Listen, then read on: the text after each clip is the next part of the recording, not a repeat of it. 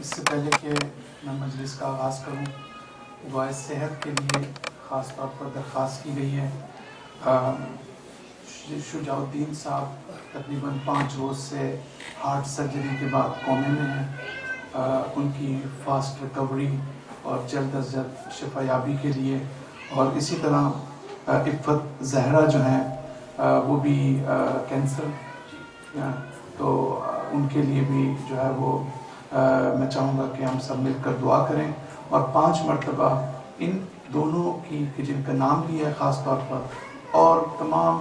جو خاص طور پر حاضرین ہیں ان کے جو بھی مریض ہیں ان کی شفا یابی کے لیے 5 مرتبہ اما یجیب کی تلاوت۔ بسم اللہ الرحمن الرحیم، اما یجیب المضطر اذا دعا ویکشف السوء، اما یجیب المضطر اذا دعا ویکشف السوء، اما یجیب المضطر اذا دعا ویکشف السوء، اما یجیب المضطر اذا دعا ویکشف السوء، اما یجیب المضطر اذا دعا ویکشف السوء۔ اعوذ باللہ من الشیطان اللعین الرجیم، بسم اللہ الرحمن الرحیم، الحمد للہ رب العالمین، والصلاة والسلام علی سید الانبیاء والمرسلین و مولانا ابی القاسم محمد،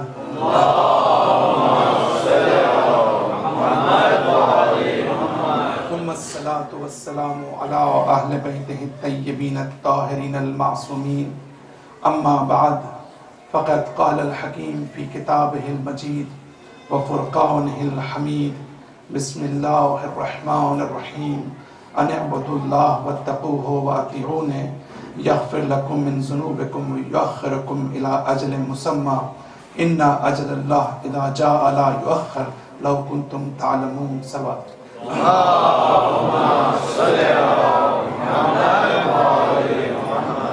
عزیزان گرامی، ہماری سلسلہ مجالس کی آج کی آخری مجلس ہے، اور اپنے موضوع کو جاری رکھتے ہوئے کچھ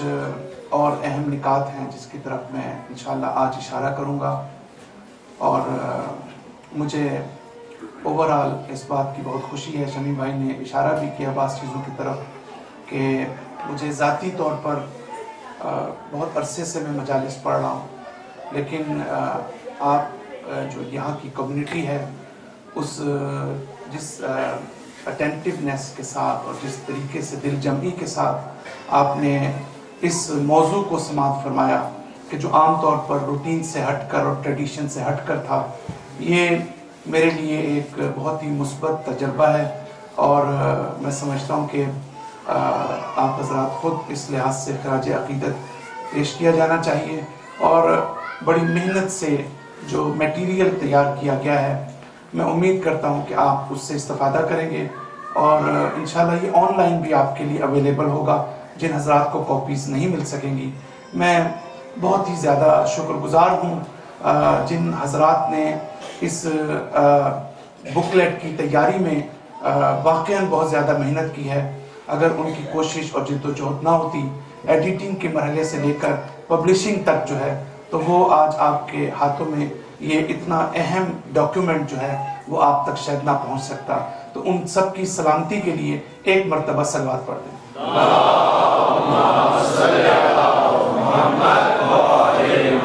میں مینجمنٹ کا خاص طور پر شکریہ ادا کروں گا، اور شکریہ اس بات کا کہ جتنا نظم و ضبط میں نے پوری مجالس کے اندر دیکھا، اور جس طریقے سے ہر چیز جو ہے وہ ویل آرگنائزڈ تھی، میرے لیے یہ بھی ایک اچھا تجربہ، اور میں سمجھتا ہوں کہ جب کسی جگہ پر کام ہوتا ہے اور کیا جاتا ہے تو وہ نظر آتا ہے، تو یہ وہ جگہ ہے کہ جہاں پر نظر آتا ہے کہ یہاں پر بعض چیزوں کو خاص طور پر جو ہے وہ آرگنائز کرنے کے لیے اس پر محنت اور کوشش کی گئی ہے۔ لہٰذا انتظامیہ اور وہ تمام حضرات کے جو اس کے ساتھ ساتھ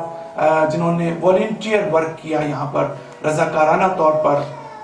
میں خلوص دل کے ساتھ میں دعا گو ہوں کہ ان تمام والنٹیئرز اور جنہوں نے بھی اپنی خدمات انجام دی اس پورے عاشرے کے دوران، اللہ تعالیٰ ان سب کی توفیقات میں اضافہ فرمائے اور ان کو ہر قسم کی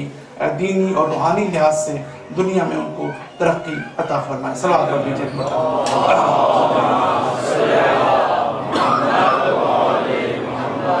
تھوڑا سا آگے آ جائیں۔ آواز بلند نعرے صلوات۔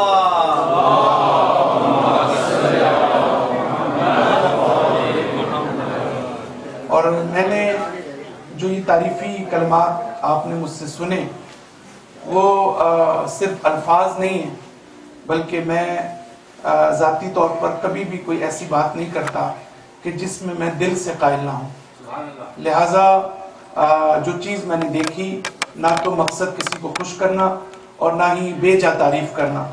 تو وہ چیز میں چاہ رہا تھا کہ آپ تک ضرور پہنچاؤں تاکہ آپ کے لیے بھی ایک موٹیویشن بھی ہو، اپریسیشن بھی ہو، اور آئندہ جو ہے آپ زیادہ بڑھ چڑھ کر اس سینٹر کو زیادہ ڈیولپ کرنے کے لیے، تاکہ یہ بہتر سے بہتر اسپریچول پروگرامز اس کے توسط سے ہوں اور ہمارے بچوں کی تربیت ہو۔ اور واقعاً یہاں کے بچوں میں جو ایٹیکیٹس میں نے دیکھے ہیں وہ میں نے آج تک اس سے پہلے کسی اور سینٹر میں نہیں دیکھے۔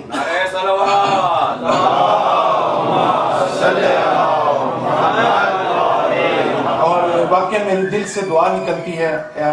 جن لوگوں نے ان کی تربیت کی ہے اور مزید ابھی تربیت انشاءاللہ کریں گے، اور یہی بچے آگے چل کر جو ہے وہ ہماری قوم کا اور ہماری کمیونٹی کا سرمایہ بنیں گے۔ تو یہ میرے لیے واقعاً ایک بڑا نیا تجربہ ہے، کیونکہ میرے تجربات میں جو اکثر سینٹرز میں مجھے جانا پڑتا ہے، مجھے مجبوراً اپنی مجلس کو، موضوع کو ایک طرف رکھ کے مجھے صرف اس بات پر گفتگو پوری مجلسوں میں کبھی کرنی پڑتی ہے کہ میں صرف یہ سمجھاؤں کہ بھائی آپ اپنے بچوں کو کنٹرول کیوں نہیں کرتے۔ لہٰذا مجھے خوشی ہے کہ یہاں پر ایسی کسی قسم کی ضرورت جو ہے وہ پیش نہیں آئی، اور میں ان تمام حضرات کے لیے کہ جو بچوں کی تربیت میں یعنی واقعاً وہ محنت کر رہے ہیں، اللہ تعالیٰ انشاءاللہ ان کی توفیقات میں بھی اضافہ فرمائے، اور ان کے لیے بھی آپ ایک صلوات پڑھ دیجیے۔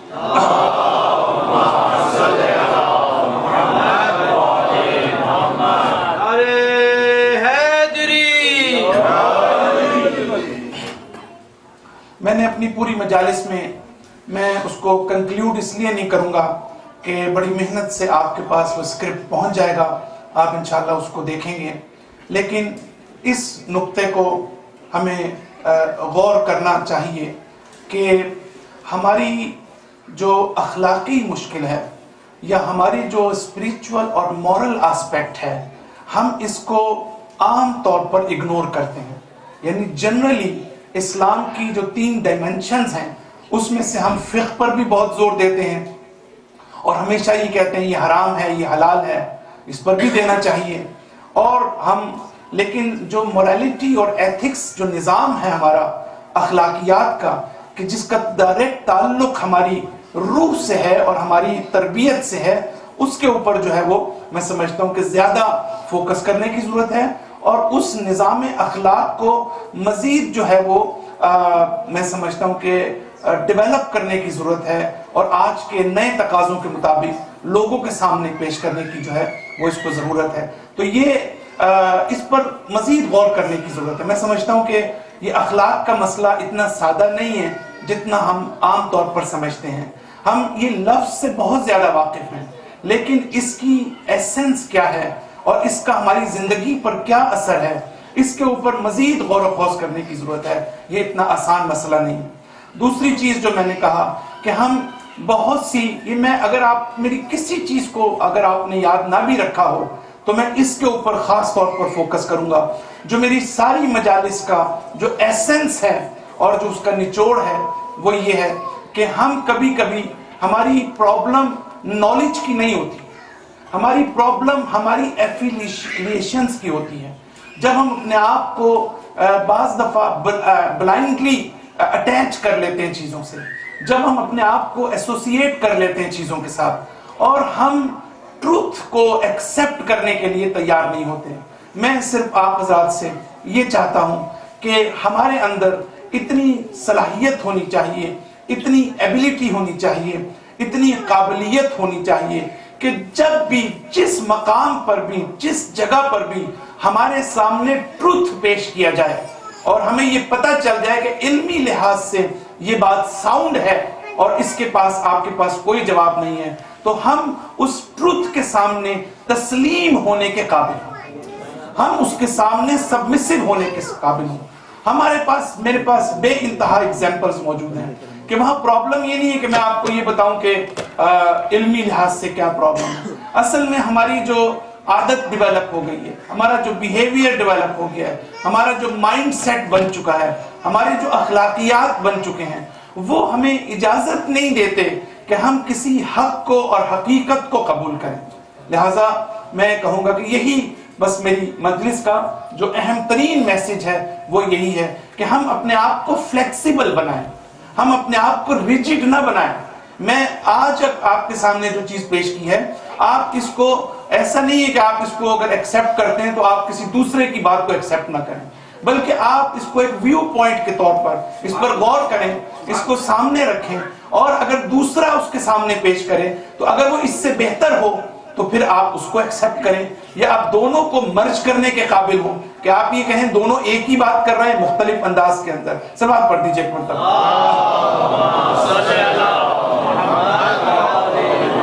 لہٰذا یہ جو ہمارے ہاں ایک اوورآل اسلامک سوسائٹی میں یہ جو پیری مریدی کا سلسلہ ہے، یہ بڑا ڈینجرس ہے۔ میں دیکھتا ہوں کہ ایک کمیونٹی جو ہے وہ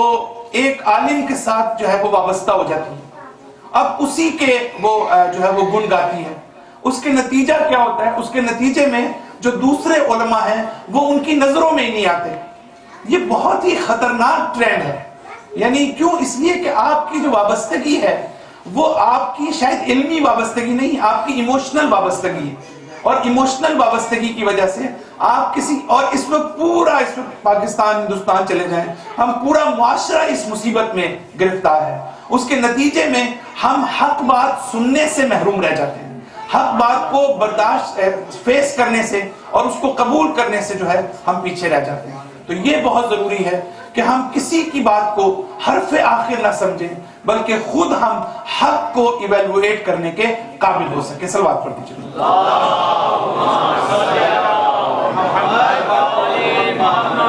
حضرت نوح علیہ السلام فرماتے ہیں کہ دیکھو اے لوگو، تم 3 کام جو ہے میں تم سے تقاضا کرتا ہوں، ان 3 کاموں کے بدلے میں جو اس کا نتیجہ ہے ہمیں قرآن کی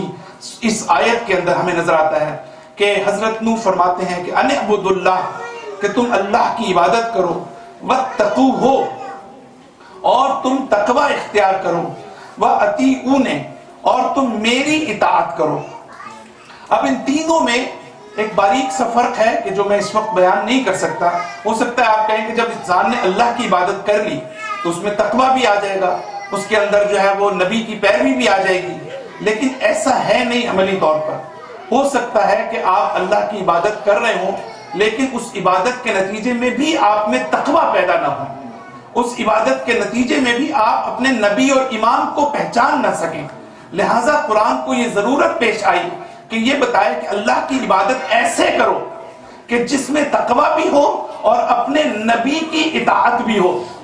لہٰذا یہ 2 چیزیں جو ہیں وہ ضروری ہیں۔ اب آگے چل کر آیت یہ کہتی ہے یغفر لکم من ذنوبکم، اگر تم یہ کام کرو گے تو وہ نبی جو ہے وہ کیا کرے گا، یا میں کیا کروں گا، میں تمہارے گناہوں کی مغفرت طلب کروں گا، میں اللہ سے تمہارے لیے میں مغفرت کروں گا کہ اللہ تمہارے گناہوں کو معاف کر دے۔ وَيُؤَخِّرْكُمْ إِلَىٰ أَجَلٍ مُّسَمًّى، اور تمہاری وہ موت کہ جو لکھی جا چکی ہے، کہ اللہ تعالیٰ کہتا ہے کہ میں نے ہر ایک کی جو ہے وہ کل نفس ذائقۃ الموت، اور ہر ایک کا ایک وقت مقرر ہے۔ لیکن اس آیت میں یہ کہا جا رہا ہے کہ اگر تم یہ 3 کام کرو گے، اللہ کی عبادت کرو گے، تقوی اختیار کرو گے اور اطاعت کرو گے، میری اطاعت کرو گے، تو میں تمہارے گناہوں کی مغفرت کروں گا، طلب کروں گا، اور ساتھ تمہاری جو ایج ہے، جو تم قبل از وقت مر جاتے ہو۔ تو اللہ تعالیٰ یہاں پر قرآن مجید میں حضرت نوح کے حوالے سے یہ کہتا ہے کہ تمہارا وقت جو ہے وہ ڈیلے ہو جائے گا، اس وقت تک کے لیے کہ جب تمہاری حقیقتاً موت واقع ہونی چاہیے. صلوات پڑھ دیجیے.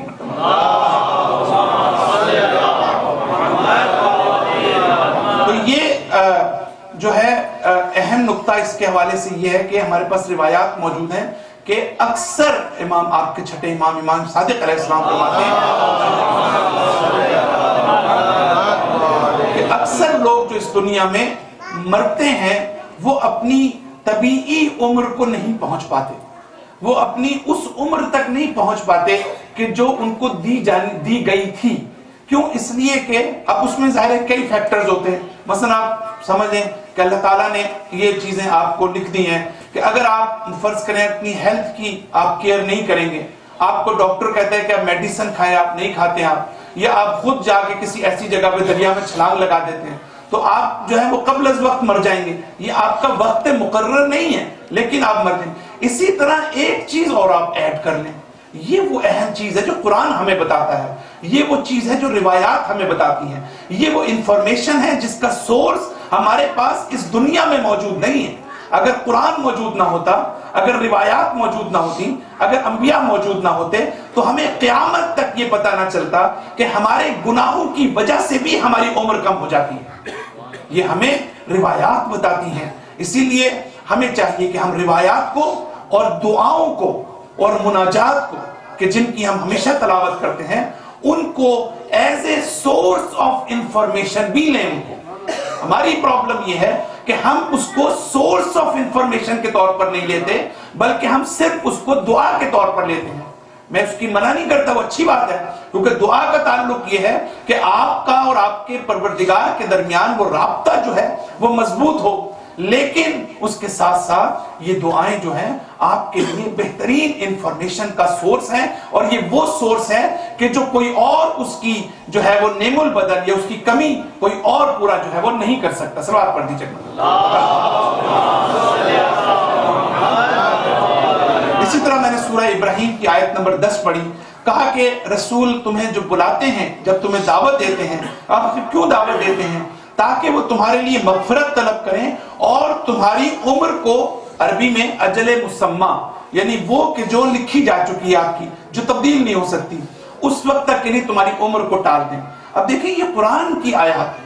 آپ کہہ سکتے ہیں کہ اگر میں حدیث پڑھ رہا ہوتا تو آپ یہ کہہ سکتے تھے کہ یہ روایت تو غلط بھی ہو سکتی, آپ کو حق ہے یہ کہنے کا, لیکن یہ تو قرآن کہہ رہا ہے. قرآن جب یہ کہہ رہا ہے کہ آپ کی عمر جو ہے وہ کم ہو جاتی ہے گناہوں کی وجہ سے, اور نبی آپ کے لیے طلب مغفرت کرتا ہے, تو اور ساتھ یہ کرتا ہے کہ تمہاری عمر کو ڈیلے کر دیتا ہے اس وقت تک کے لیے. ابھی دوسری آیت میں نے آپ کی خدمت میں جو ہے وہ پڑھی. تو جس نقطے کی طرف میں آنا چاہتا ہوں وہ یہ کہ آج جو وہابیت ہے اس کا آپ کے اوپر سب سے بڑا اعتراض یہ ہے کہ آپ انبیاء اور ائمہ کو وسیلہ قرار دیتے ہیں, آپ ان سے طلب مغفرت کرتے ہیں کہ وہ آپ کی مغفرت کریں, اور یہ شرک ہے. اس لیے کہ کوئی خدا کے سوا یا کوئی بھی, اور خاص طور پر جو اس دنیا سے چلے گئے ہیں, وہ آپ کی کیسے مغفرت کر سکتے ہیں؟ تو اب سب سے اہم مسئلہ یہ ہے کہ میں چونکہ البتہ تفصیل میں مجھے اس موضوع پہ بات نہیں کرنی ہے, لیکن میں آپ کو تھوڑا سا ایک اینگل دینا چاہتا ہوں کہ اس کا جواب اگر ہمیں دینا ہو تو یہ آیت ہمیں یہ بتاتی ہے کہ ہم جو ہے جب یہ کہتے ہیں کہ انبیاء ہمارے لیے مغفرت طلب کرتے ہیں اور ہمارے لیے جو ہے وہ استغفار کرتے ہیں, تو اب اس کا مطلب یہ ہے کہ دوسرا اگر ہمارے لیے استغفار کرے تو وہ بھی ویلڈ ہے. سوال یہ پیدا ہوتا ہے کہ آپ یہ کہہ سکتے ہیں کہ ٹھیک ہے یہ نبی تو زندہ ہے لہٰذا زندگی میں اس کو یہ الاؤ ہے, لیکن جب وہ اس دنیا سے چلا جاتا ہے, جب وہ شہید ہو جاتا ہے, یہ مر جاتا ہے, تو پھر اس کو کون اجازت دیتا ہے کہ وہ آپ کے لیے مغفرت طلب کرے؟ یہ سوال ہے ایک بہت بڑا, اور اس سوال کو ٹیکنیکلی اور تھیولوجیکلی جو ہے وہ ڈیل کرنے کی ضرورت ہے. لہٰذا ہمیں ایک چیز ثابت کرنی پڑے گی, ثابت یہ کرنا پڑے گا کہ جو شخص یہاں سے چلا جاتا ہے وہ شخص جو ہے وہ آپ کی بات کو سنتا ہے, وہ آپ کا جواب دیتا ہے, اس کو پتہ ہے آپ کیا کہہ رہے ہیں. قرآن کی میں ایک آیت پڑھنا چاہتا ہوں. وَقَالَ يَا قَوْمِ لَقَدْ أَبْلَغْتُكُمْ رِسَالَةَ رَبِّي. حضرت صالح اپنی قوم کو خطاب کرتے ہیں. کون سی قوم؟ عجیب ہے قرآن کی آیت. کون سی قوم؟ وہ قوم کہ جس پر عذاب نازل ہو چکا ہے, وہ قوم جو اپنے گھروں میں جب وہ رات کو سوئی ہے تو وہ جو ہے نیست و نابود ہو چکی ہے، اس قوم کو خطاب کر رہے ہیں۔ ایسے خطاب کی کیا ضرورت ہے جس کو کوئی سنائی نہ دے، جو سن نہ سکے؟ تو قرآن خود بتا رہا ہے کہ وَنَصَحْتُ لَكُمْ، حضرت صالح اس قوم کو کہہ رہے ہیں کہ میں تو تمہیں اللہ کا جو پیغام ہے وہ تو تم تک پہنچا چکا تھا، اور میں نے جو نصیحت کرنی تھی وہ نصیحت میں تمہیں کر چکا، لیکن تم جو ہو اس بات کو پسند ہی نہیں کرتے کہ کوئی تمہیں نصیحت کرے۔ تو اب اس آیت سے ہمیں پتہ چلا کہ جو شخص اس دنیا سے چلا جاتا ہے تو اگر اس کے بارے میں آپ اس سے خطاب کریں تو وہ آپ کی بات کو سنتا ہے، اگر وہ سنتا نہ ہو تو حضرت صالح علیہ السلام جو ہیں وہ کس طریقے سے اپنی قوم کو خطاب کر سکتے ہیں؟ صلوات پڑھ دیجئے ایک مرتبہ۔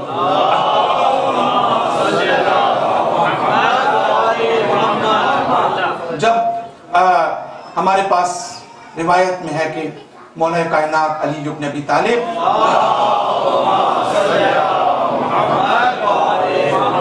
آپ نے جب جنگ جمل کو میں کامیابی حاصل کرنے کے بعد آپ وہاں سے گزر رہے تھے ان لاشوں کی طرف سے دشمن کے، اس میں سے ایک کو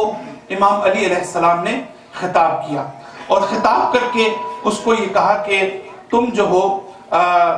دنیا میرے نزدیک جو ہے وہ ناپائیدار ہے، دنیا ایٹرنل جگہ نہیں ہے، لیکن تم نے اس کو کس طرح پایا؟ پھر اپنے ساتھ اپنے اصحاب کو کہا کہ اگر اس کی زبان ہوتی تو یہ بولتے کہ جو اصل چیز ہے وہ آخرت ہے، جو اصل چیز ہے وہ یہ ہے کہ انسان آخرت کے لیے کام کرے، دنیا کے لیے کام نہ کرے۔ تو یہ خود آپ دیکھیں کہ ایسی بہت سی روایات موجود ہیں کہ جس میں امام علیہ السلام جو ہیں وہ وادی السلام میں ان لوگوں کو کہ جن کی قبریں موجود ہیں ان کو السلام علیکہ یا اہل القبور، اہل قبور تمہارا مجھ پر سلام ہو، اور اپنے اصحاب کو یہ کہتے تھے کہ میں جو ہوں ہم لوگ ان کو جو خطاب کر کے کہ ہم بھی بہت جلدی تم سے ملحق ہو جائیں۔ تو یہ جو مرنے والا ہے وہ آپ کا بہت محتاج ہوتا ہے، یہ ہمیں اس دنیا میں اس چیز کا پتہ نہیں چل سکتا جب تک ہم خود مریں گے نہیں۔ سورس آف انفارمیشن کا مطلب یہ ہوتا ہے کہ ہم اس انفارمیشن کو اس دنیا میں آنکھیں کھولیں کہ جو ہمارا مرحوم اس دنیا سے چلا گیا ہے تو اس کے لیے اگر ہم کوئی بھی فاتحہ کرتے ہیں، کوئی بھی نیک کام کرتے ہیں تو وہ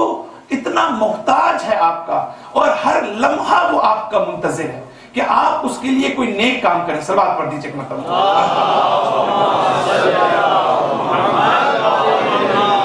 روایت میں ہے کہ وہ 2 رکعت نماز کہ جو آپ اپنے مرنے والے کے لیے پڑھتے ہیں وہ اس کے لیے تمہاری پوری دنیا اور جو کچھ بھی اس دنیا میں ہے اس سے بہتر ہے، اس مرنے والے کے لیے۔ تو آیت اللہ حسن زادہ آملی جو عصر حاضر کے فلسفے اور عرفان کے جن کے ٹکر کا کوئی ہے نہیں، وہ اپنی کتاب میں اس کو نقل کرتے ہیں اپنے استاد سے۔ اب ظاہر ہے کہ ان کے استاد خود بھی عرفان کے مرتبے پہ تھے، اور میں عام طور پر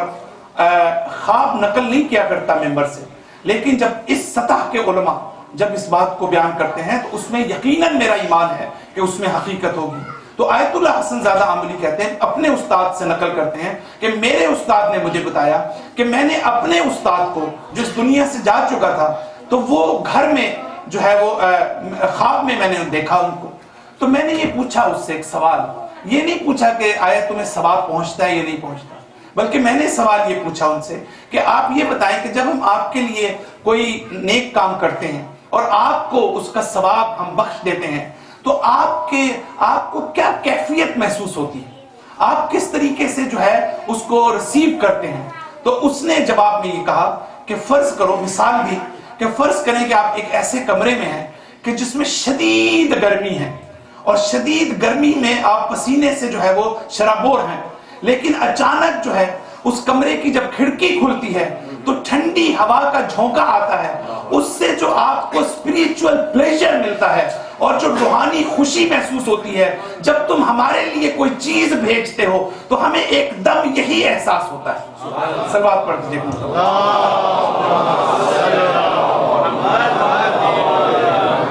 لہذا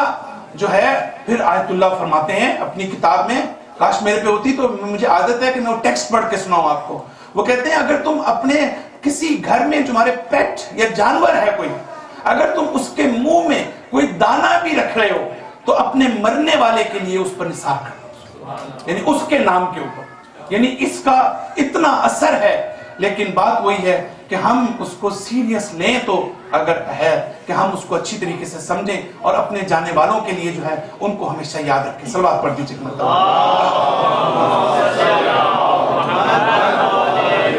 عزیزان گرامی، جب میں آپ سے یہ پوچھوں کہ جب یہ ایشو ہے کہ جو شخص گناہ کرتا ہے اس کی عمر جو ہے وہ کم ہو جاتی ہے، تو ہم سب ایک دوسرے کو درازی عمر کی دعا دیتے ہیں کہ اللہ تعالیٰ آپ کو طول عمر عطا کرے۔ ویسے میں ذاتی طور پر اس کا قائل ہوں، مجھے نہیں پتا یہ دعا آج کل اچھی ہے یا نہیں ہے۔ کوئی لوگ جو حالات دنیا کے آ رہے ہیں کہ کتنے لوگ ہیں جو واقعاً زندہ رہنا پسند کرتے ہیں، لیکن بہرحال ہمارے اندر کی خواہش سب کی یہ ہے کہ ہم جو ہے وہ ہمیں طول عمر کی دعا دی جائے کہ ہم جو ہے وہ ساری عمر زندہ رہیں یا جتنا رہ سکیں۔ کیوں؟ اس لیے کہ ہماری فطرت میں اللہ نے رکھا ہے، ہماری فطرت میں اللہ نے رکھا ہے وہ حب بقا اس کو کہتے ہیں، یعنی ہم باقی رہنے کے لیے آئے۔ یہ ہماری فطرت پکار پکار کے کہتی ہے۔ دیکھیں جب فطرت آپ کی پکار پکار کر یہ کہے کہ آپ جو ہے باقی رہنے کے لیے آئے ہیں، تو یہ ہو نہیں سکتا کہ ایکسٹرنل ورلڈ کے اندر جو ہے آپ کو باقی نہ رکھا جائے۔ کیا مطلب اس کا؟ میں مثال دینا چاہتا ہوں۔ یعنی اگر آپ دل کی گہرائیوں سے پیاس کو محسوس کرتے ہیں تو یہ ہو نہیں سکتا، یہ جو پیاس آپ کو لگتی ہے یہ ایک آپ کی ریئل ڈیمانڈ ہے، یہ ہے آپ کی حقیقی طلب ہے۔ جو بھی انسان کے اندر حقیقی طلب ہوتی ہے تو یہ ہو نہیں سکتا کہ خارجی دنیا میں اللہ تعالیٰ نے پانی کو پیدا نہ کیا ہو جو آپ کی تشنگی کو دور کرے۔ اگر آپ کو بھوک لگتی ہے تو یہ بھوک آپ کی فطرت کا حصہ ہے۔ یہ ہو نہیں سکتا کہ اللہ تعالیٰ نے خارجی دنیا میں آپ کی بھوک کو مٹانے کے لیے کوئی چیز نہ رکھی ہو۔ اسی طریقے سے جب آپ چاہتے ہیں، آپ کی فطرت میں یہ چیز ہے کہ آپ باقی رہنا چاہتے ہیں، آپ فنا ہونا نہیں چاہتے، آپ نابود ہونا نہیں چاہتے، تو اس کا مطلب یہ ہے یہ ہو نہیں سکتا کہ اللہ تعالیٰ نے ہمارے لیے ایک ڈے آف ججمنٹ کی صورت میں ایک ایسا دن نہ رکھا ہو کہ جہاں ہماری ٹرانسفارم کی جگہ ہے، جہاں ہمارے منتقل ہونے کی جگہ ہے، کہ جہاں پر ہم اپنے اس حب بقا کی حقیقی مینیفیسٹیشن کو دیکھ سکیں۔ صلوات پڑھ دیجیے گا۔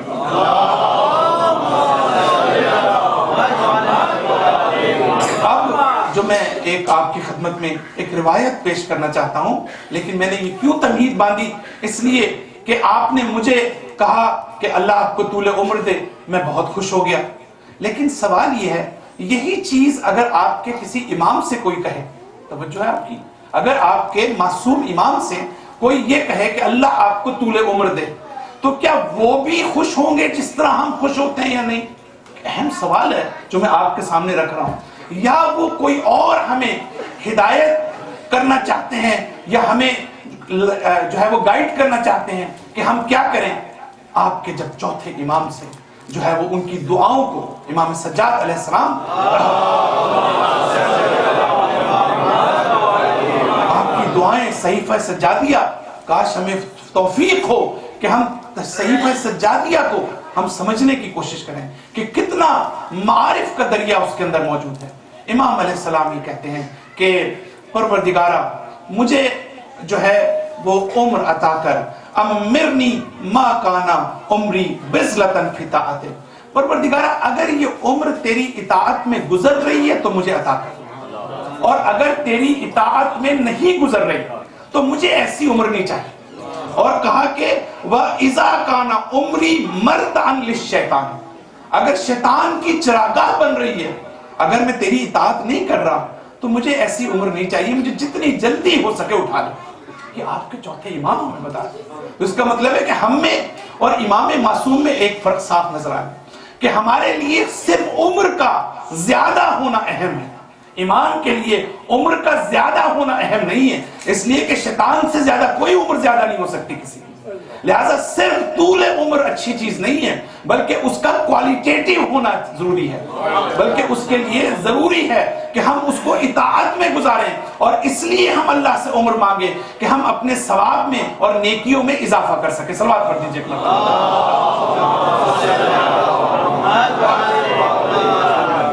اب ارواح مومنین بلندتر صلوات.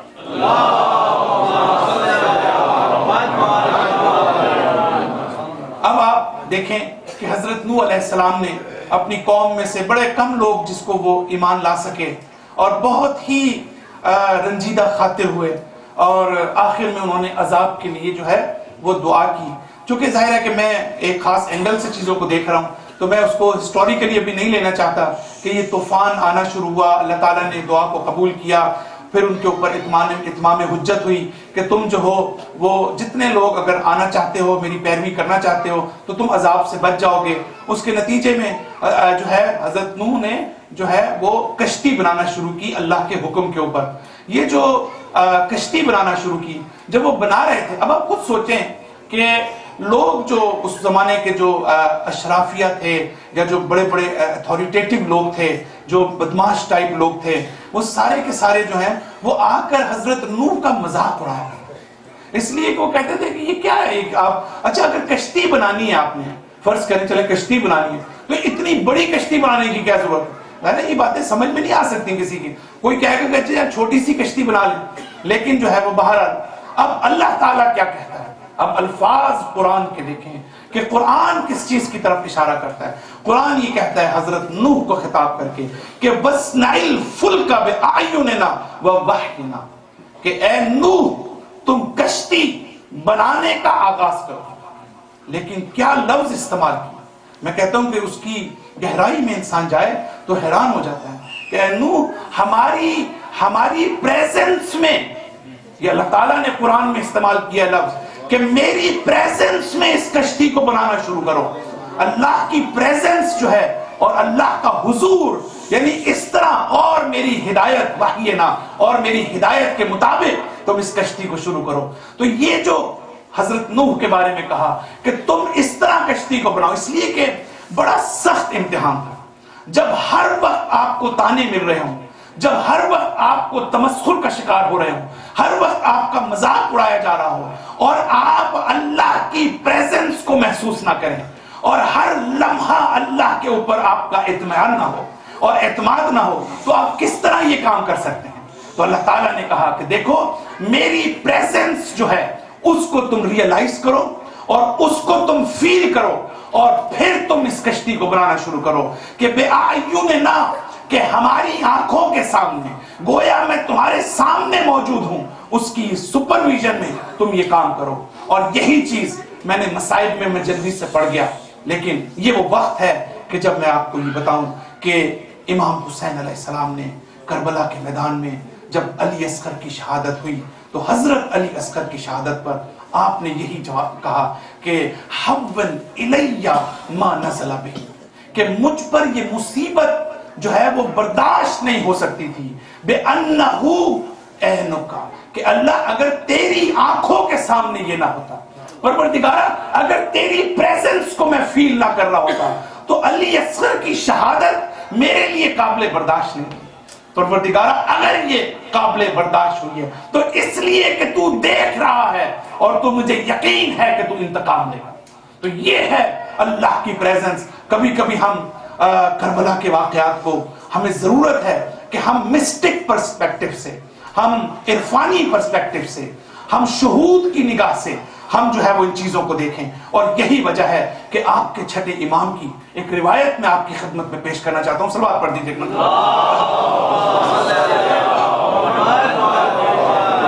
اب آپ غور کرتے جائیں، میں بہت قیمتی چیزیں آپ کے حوالے کرنا چاہتا ہوں. میں زیادہ تفصیل نہیں دے رہا تاکہ میں کچھ چیزوں کو کور کر سکوں. آج آخری مجلس بھی ہے، میں چاہ رہا ہوں آپ کچھ لے کے جائیں. تو انت عبد اللہ کأنک تراہ،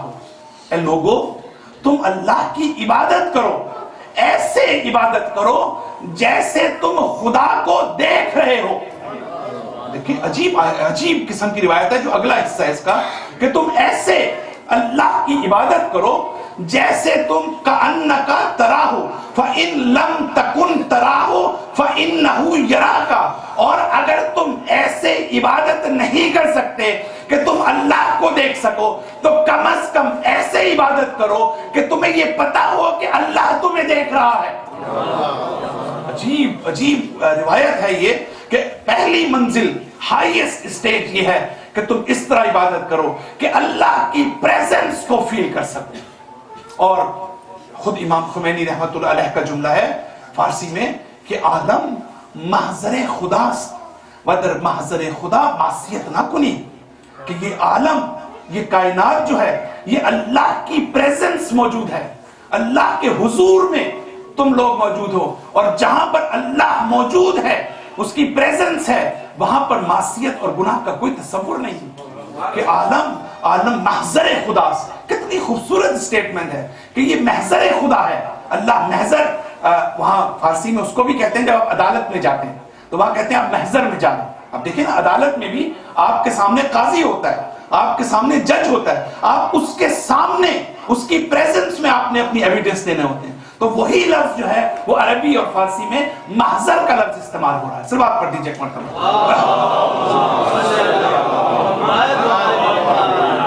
اور آگے چلیے، اب آگے دعائے عرفہ امام حسین علیہ السلام کی، میں نے پہلے عرض کیا کہ کاش ہمیں توفیق ہو کہ ہم دعائے عرفہ کو سمجھ سکیں۔ دعائے عرفہ میں امام حسین کیا فرماتے ہیں؟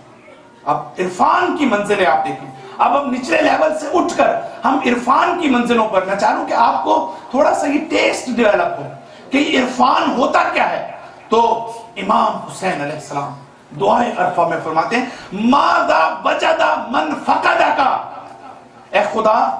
جس نے تجھے کھو دیا اس نے کیا پا لیا، جس نے تجھے کھو دیا۔ ماذا وجد، وجد آپ بھی استعمال کرتے ہیں وجود سے ہے، کیا پا لیا اس نے، کہ جس نے من فقدک، جس نے تجھے کھو دیا اس نے کچھ بھی نہیں اس کے پاس۔ اور پھر آگے امام حسین فرماتے ہیں وَمَا الَّذِي فَقَدَ مَنْ وَجَدَكَ، اور آگے فرماتے ہیں وَمَا الَّذِي فَقَدَ مَنْ وَجَدَكَ، اور جس نے خدایا تجھے پا لیا اس نے کیا چیز کھو دی، اس نے کیا چیز کھو دی، کہ جس نے تجھے پا لیا اس کو تو ہر چیز مل گئی۔ سلوات پڑھ دیجیے ایک مرتبہ۔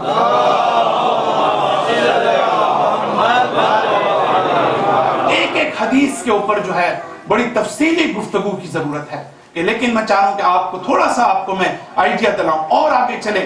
میں ایک اہم روایت آپ کے مولا، آپ کے مولا کائنات علی ابن ابی طالب فرماتے ہیں، آپ نے ہمیشہ سنا ہوگا کہ یہ والا جملہ میرے خیال دعائے کمیل میں بھی موجود ہے کہ پروردگارا میں تیری عبادت نہ جنت کی لالچ میں کرتا ہوں نہ جہنم کے خوف سے کرتا ہوں، پروردگارا میں تیری عبادت اس لیے کرتا ہوں کہ تجھے لائق عبادت سمجھتا ہوں۔ یہ آپ نے ہمیشہ سنا ہے، لیکن میں آپ کو ایک اور منزل کی طرف جانا چاہتا ہوں۔ امام علیہ السلام ایک اور مقام پر کیا فرماتے ہیں، ذرا غور کیجئے۔ لیکن اس سے پہلے میں تمہید کے طور پر میں آپ سے پوچھوں کہ اگر عذاب نہ ہوتا، اگر پنشمنٹ نہ ہوتی، اگر قیامت نہ ہوتی، تو ہم اپنے دل سے پوچھیں کہ ہم میں سے کتنے لوگ نماز پڑھتے، کتنے لوگ اسلام میں، ہم میں سے۔ اب حضرت علی علیہ السلام فرماتے ہیں، آپ فرماتے ہیں کہ خدا کی قسم اگر عذاب نام کی کوئی چیز نہ ہوتی، اگر قیامت نام کی کوئی چیز نہ ہوتی، تو پروردگارا میں پھر بھی تیری اسی طرح عبادت کرتا جس طرح بھی کر رہا ہوں۔ اگر آپ اس کی گہرائی میں جائیں، سلوات پڑھ دیجیے۔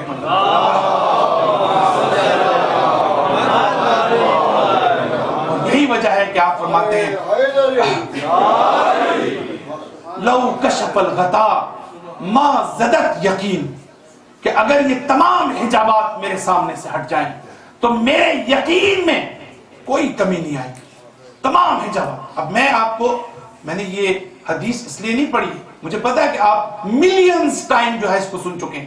ہم ہمیشہ اس کو پڑھتے ہیں، لیکن میں ایک باریک نقطے کی طرف لانا چاہتا ہوں اور آپ یقیناً اس سے محظوظ ہوں گے۔ میرا سوال یہ ہے کہ امام علی اس میں کہنا کیا چاہتے ہیں؟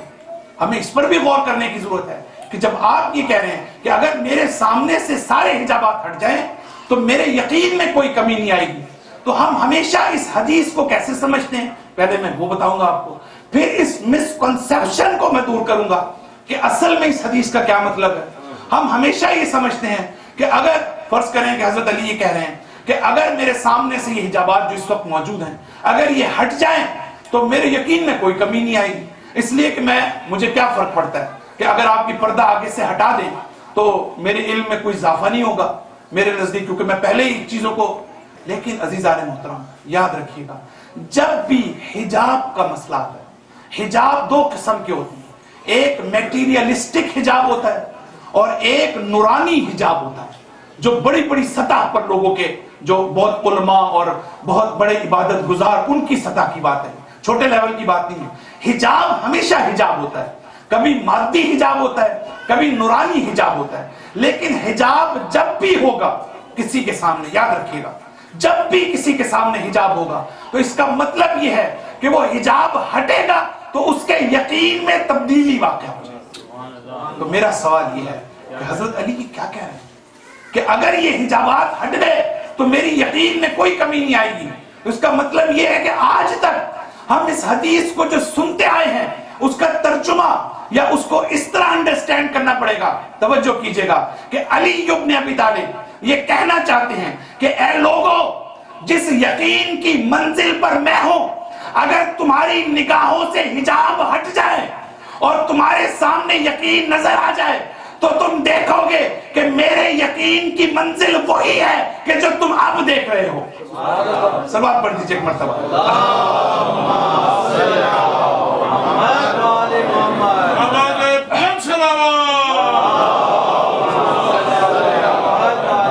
یہ دوسروں کے حجاب کی بات کی گئی،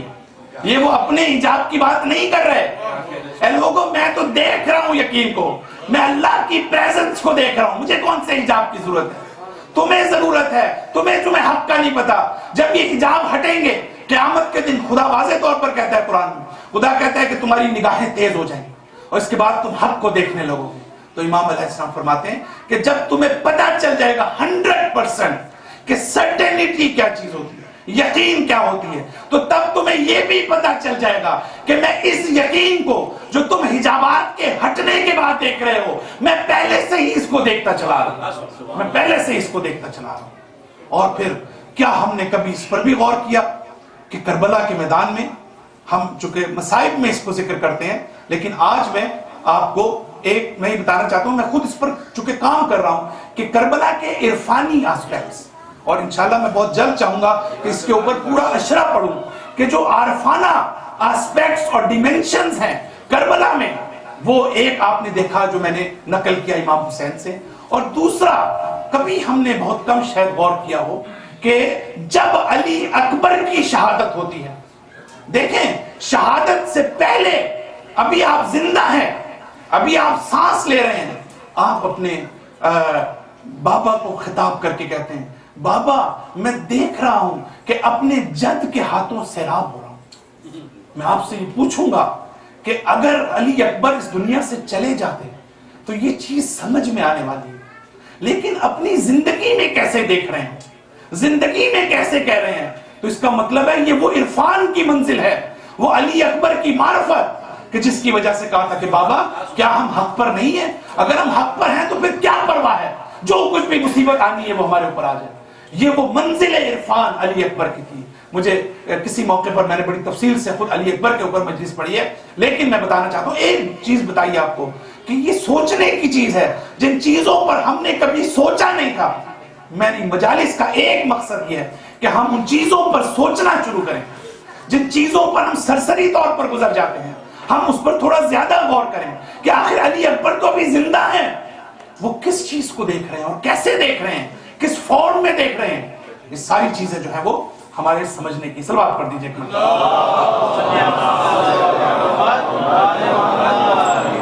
پھر اللہ تعالیٰ فرماتا ہے کہ اے نوح، یہ جو تم نے کشتی بنائی ہے اس کا انجن کی بھی ضرورت ہے. توجہ ہے آپ کی، اس کے انجن کی بھی ضرورت ہے اور انجن کے ساتھ اس کی بریکوں کی بھی ضرورت ہے. تو قرآن کے بڑے خوبصورت الفاظ ہیں. قرآن ہی کہتا ہے کہ ارکبوا فیہا بسم اللہ مجراہا و مرساہا،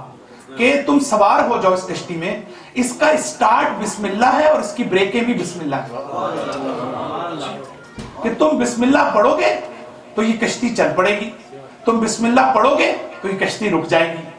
یہ ہمارے لیے اسپریچول سینس میں سمجھنے کی ضرورت ہے کہ خود بسم اللہ پڑھنا صرف اس کا یہ مطلب نہیں ہے کہ ہم نے الفاظ کے بسم اللہ پڑھتے گئے، اور اس کا ایک اثر ہے، لیکن اس کا اثر ہمارے تمام کاموں میں اس وقت ہوگا جب ہمارا دل اس کے ساتھ انگیج ہوگا. لیکن اگر ہمارا قلب اس بسم اللہ کے ساتھ ہماری زبان کا ساتھ نہیں دے رہا. تیسرا مقصد میری مجالس کا کہ ہم اس فاصلے کو کم کرنے کی کوشش کریں. کون سا فاصلہ؟ جو ہماری زبان اور ہمارے دل کے درمیان، جو ہمارے قلب اور زبان میں جو فاصلہ ہو گیا ہے. ہم شکر ادا کرتے ہیں. شکر قرآن کی، میں کسی موقع پہ انشاءاللہ میں وعدہ کرتا ہوں کہ شکر میں مجلس پڑھوں گا کہ قرآن مجید میں ہر بڑے واقعے کے بعد اللہ تعالیٰ یہ کیوں کہتا ہے لیکن یہ میرا شکر ادا نہیں. یہ شکر کیا چیز ہے جس کو ہم نے اتنا معمولی سمجھ لیا کہ آپ نے میرا کوئی کام کیا میں شکر کر کے اپنا. یہ قرآن یہ کہنا چاہتا ہے یہ شکر وہ نہیں ہے جو تم زبان سے کرتے. شکر وہ ہے کہ تم میری نعمت کو اس طرح استعمال کرو جس طرح اس کو استعمال کرنے کا حق ہے. یہ ہے میرا شکر. تم مت کرو زبان سے، مجھے تمہاری زبان سے کوئی تعلق نہیں. مت کرو تم جو ہر وقت کہتے رہتے ہو پروردگار تیرا شکر. مجھے عمل کے میدان میں تم یہ بتاؤ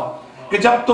تمہیں میں نے ایک نعمت دی ہے تو تم اس نعمت کو اس کے ڈیوائن پرسپیکٹیو میں استعمال کر رہے ہو، تم اس کو پوزیٹیولی استعمال کر رہے ہو یا اس کو غلط استعمال کر رہے ہو. سلوات پڑھ لیجیے.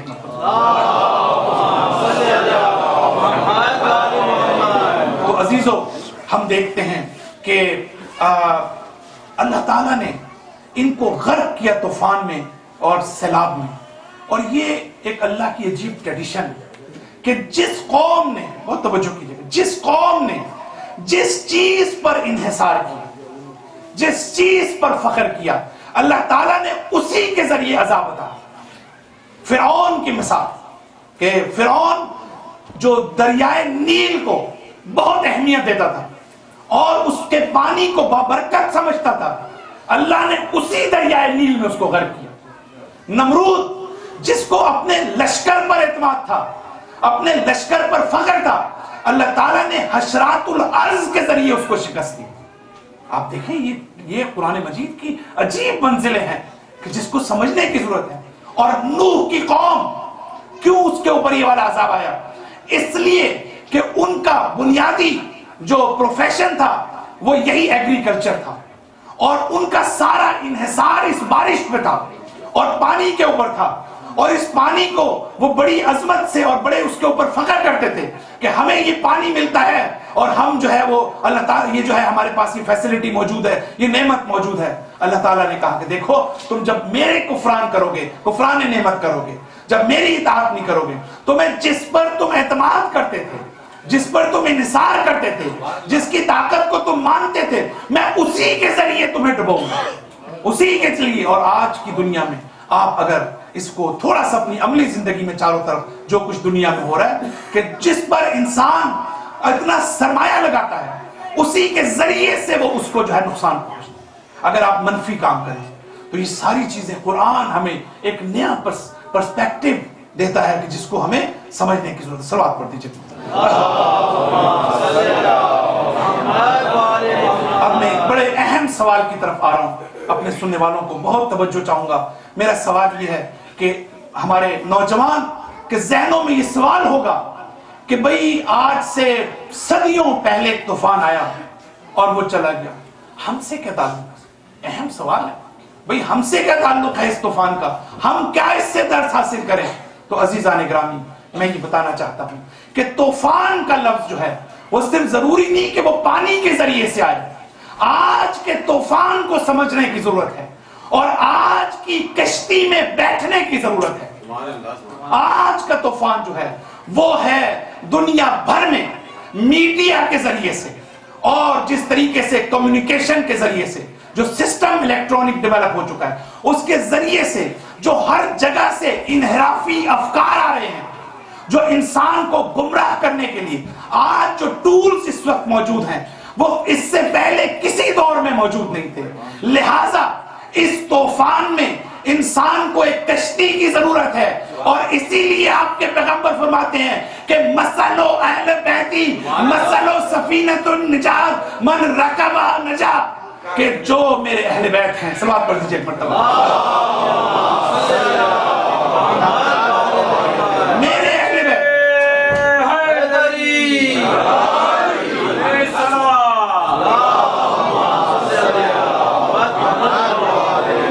میرے اہل بیت کشتی نوح ہے. یہ الفاظ ہیں کہ مثل اہل بیتی مثل سفینۃ نوح من رکبہا نجا، جو اس پر سوار ہو گیا وہ نجات پا گیا۔ یہ اہم ترین چیز ہے جو ہمیں نظر آتی ہے، اور یہی چیز سید الشہداء کے بارے میں کہ ان الحسین مصباح الہدا والسفینۃ النجات، کہ حسین جو ہیں وہ چراغ ہدایت ہیں اور سفینۃ النجات۔ اس کشتی میں آپ تعریف کر کے نہیں بیٹھ سکتے۔ اگر آپ کشتی کی تعریف کرتے ہیں، اگلا نقطہ ہے، آپ بیٹھے ہیں اس کشتی کی تعریف کر رہے ہیں تو آپ کو کیا فائدہ؟ کشتی نے تو چلا جانا ہے۔ آپ کو کشتی میں بیٹھنا ہے، کشتی میں بیٹھنا، یہ غور کرنے کی ضرورت ہے۔ آپ اگر کشتی میں بیٹھیں گے نہیں، آپ کے پاس سلوات پڑھ دیجیے۔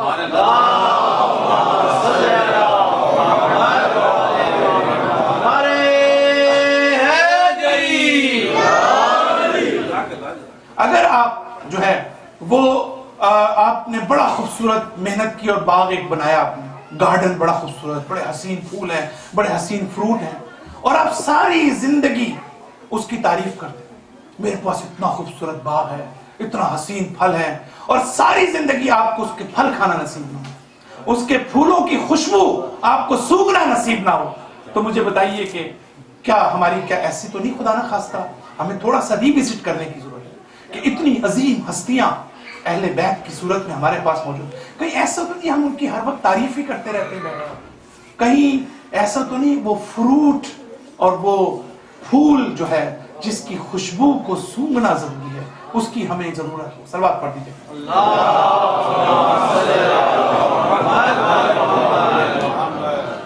ایک آدھ نقطہ اور پھر میں اپنی گفتگو ختم کروں گا، اور اس کے بعد حضرت نوح کہتے ہیں وَنَادَ نُوحٌ رَبَّهُ فَقَالَ رَبِّ إِنَّ ابْنِي مِنْ أَهْلِي، پروردگارا میرے اس بچے کو بچا لے کیونکہ یہ میرے اہل بیت میں سے ہے، اس کو تو بچا لے کم سے کم۔ نوح نے سب کے لیے دعا کی، سب کے لیے کوشش کی، لیکن ہمیں یہ بھی پتہ چلتا ہے کہ ایک باپ ہونے کی حیثیت سے اس کی کچھ ایکسٹرا ذمہ داریاں ہیں، جو اب قوم کے لیے دعا کی، قوم کو بلایا، وہ نہیں آئی، لیکن قوم میں بیٹا بھی شامل تھا، لیکن پھر اسپیشلی حضرت نوح نے اپنے بیٹے سے، ظاہر ہے کہ ہر ایک کو وابستگی ہوتی ہے، تو اپنے بیٹے کے بارے میں کہا کہ پروردگار یہ تو میرے اہل بیت میں سے ہے، یہ تو میرے گھرانے میں سے ہے، یہ تو میرے اہل میں سے ہے۔ تو اللہ تعالیٰ نے جو کہا کہ انہو لیسا من اہل، کیا کہا کہ انہو عمل غیر صالح، یہ وہ ہے کہ جو عمل غیر صالح انجام دیتا۔ قرآن واضح طور پر اس کے اہل بیت ہونے کی نفی کرتا ہے، وہ کہتا ہے اصل یہ تمہارا بیٹا نہیں ہے۔ یہ کیا مطلب؟ پہلا درس جو ہمیں یہاں سے ملتا ہے وہ یہ کہ ہم جب باپ اور بیٹے کے درمیان ریلیشن کی بات کرتے ہیں تو ایک ریلیشن مادی ہوتا ہے اور ایک ہوتا ہے روحانی۔ قرآن یہ بتانا چاہتا ہے کہ جو روحانی ریلیشن ہے وہ اصل ہے، مادی ریلیشن کی کوئی اہمیت نہیں۔ اگر تم اپنے باپ کی روحانی لحاظ سے رسپیکٹ کرتے ہو، اگر تم واقعاً ایک اچھے بیٹے ہو تو تم حقیقتاً اس کے بیٹے ہو، وگرنہ ظاہراً تم ضرور بیٹے ہو، لیکن اللہ کی نظر میں تم بیٹے نہیں ہو، اللہ کی نظر میں تم بیٹے نہیں ہو۔ اور یہی وجہ ہے کہ آپ کے 8ویں امام رضا علیہ السلام، عجیب و غریب روایت ہے، آپ ایک جگہ پر لوگ سوال کرتے تھے، اس دفعہ آپ خود سوال کر رہے ہیں لوگوں سے، فرق دیکھیں آپ کتنا ہے۔ آپ ہی کہتے ہیں کہ یہ بتائیں کہ لوگ اس آیت کو کیسے اس کی تفسیر کرتے ہیں۔ لوگوں نے پوچھا کہ مولا کون سی آیت؟ کہا کہ یہی والا کہ لیس من اہل وانہ عمل غیر صالح، کہ اس آیت کی۔ تو انہوں نے کہا لوگ تو یہ کہتے ہیں کہ وہ نوح کا حقیقی بیٹا ہی نہیں تھا، وہ نوح کا حقیقی بیٹا ہی نہیں تھا۔ امام علیہ السلام نے کہا نہیں، یہ غلط ہے، وہ نوح کا حقیقی بیٹا تھا، لیکن انہوں نے کہا کہ آگے چل کے کہتے ہیں کہ اسی طریقے سے ہے کہ کوئی شخص ہم میں سے ہو لیکن اللہ کی اطاعت نہ کرے تو وہ ہم میں سے نہیں ہوگا، وہ ہم میں سے نہیں ہو سکتا۔ اور اسی لیے جب کہا کہ سلمان و منا اہل بیت، کہ سلیمان جس کا کوئی رشتہ داری نہیں تھی رسول سے، ان کو اہل بیت قرار دیا۔ اسی طریقے سے انا و علی ابو ہو امہ، کہ میں اور علی اس امت کے باپ ہیں، یعنی اسپریچول فادر ہیں۔ یعنی اسپریچول فادر کب ہوں گے؟ جب ہم اسپرچولی ان کا بیٹا بن کے دکھائیں. یہ وہ ریلیشن ہے کہ جو ہمیں یہاں پر نظر آتا ہے. صلوات پڑھ دیجیے ایک مرتبہ.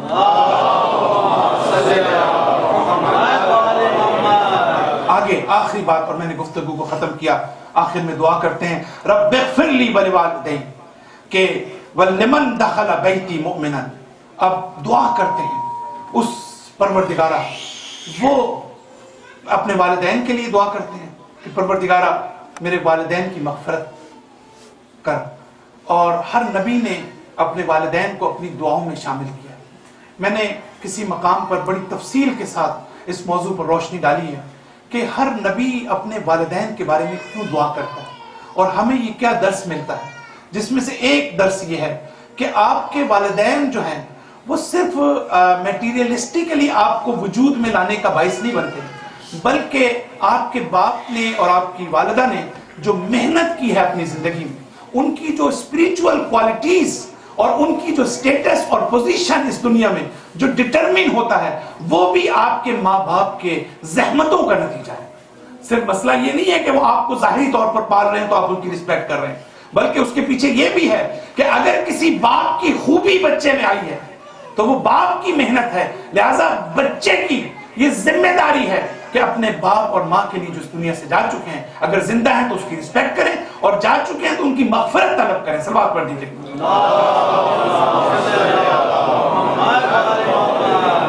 تو عزیزان محترم، ہم یہ دیکھتے ہیں کہ حضرت نوح عجیب بات کرتے ہیں کہ پروردگارہ جو بھی میرے گھر میں داخل ہو جائے. الفاظ سنیے گا، بات میں نے ختم کی، مجلس میری ختم ہوئی، کہ جو بھی میرے گھر میں داخل ہو جائے وہ جو ہے وہ صاحب ایمان ہوگا، وہ یہ ہوگا وہ ہوگا. اس کی تعریف بیان کی ہے. کسی نے آپ کے چھٹے امام سے آ کے پوچھا کہ مولا اس زمانے کے حوالے سے تو ہمیں سمجھ آتی ہے کہ جو بھی نوح کے گھر میں داخل ہو جائے گا تو وہاں پر وہ جو ہے وہ مومن ہوگا اور وہ صاحب ایمان ہوگا، لیکن مولا ان کے بعد کون سا گھر ہے، وہ کون نوح کے گھر میں داخل ہونے کا کیا مطلب ہے؟ یہ تو قرآن کی آیت ہے. تو پھر امام علیہ السلام نے کہا کہ ھذا بیتی، یہ بیتنا، یہ ہمارا گھر ہے کہ جس میں داخل ہوگے تو گویا تم نوح کے گھر میں داخل ہو چکے. تو یہ ساری چیزیں جو ہیں ہمیں ان آیتوں میں نظر آتی ہیں حضرت نوح علیہ السلام کی زندگی کا جب ہم تجزیہ کرتے ہیں. صلوات پڑھ دیجیے.